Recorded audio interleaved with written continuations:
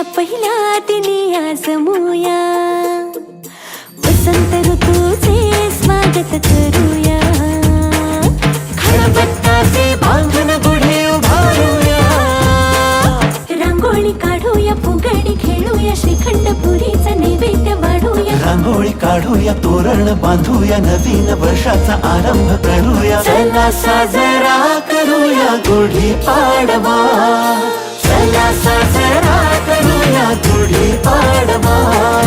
मराठी परंपरेला नव्याने जगूया, चला साजरा